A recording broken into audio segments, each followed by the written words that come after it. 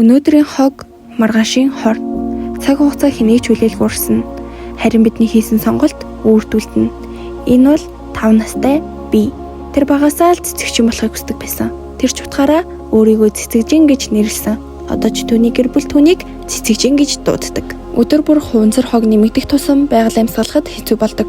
Хуванцар сав байгальд задрахтаа 450-аас 1000 жил шаардна. Тэгэхээр өнөөдөр бидний хэрэглэж байгаа хуванцар савыг ачцын нар маань хүртэл харж болно гэсэн үг. Тэгэхээр бүгдээрээ үр хүүхдүүдтэй хуванцар сав өглөөлөх юм уу? Төрөнд урдсанчлан би багасаа цэцэг тарьж эхэлсэн. Яагаад гэвэл нэг мод нэг цэцэг ургах бүрт дэлхийн амьсгал авдаг гэж би боддог. Мөн би хаягдл хогоо ялгаж, ангилж, гадуур гарахтаа үргэлж өөрийг усны савтаа явдаг. Энэ нь ямар нөлөөтэй вэ гэж үү? Найзуудаа, эргэн тойрны хүмүүс бусдыг уриалан хамтдаа байгаль дээгтээ сонголт хийхэд хөв нэмэр оруулдаг. Байгаль хамгаална гэдэг нь заавал том ажил хийх албагүй. Жижиг зүйлийг өдөр бүр дадал болгон тогтмол хийх нь хамгийн том өөрчлөлт.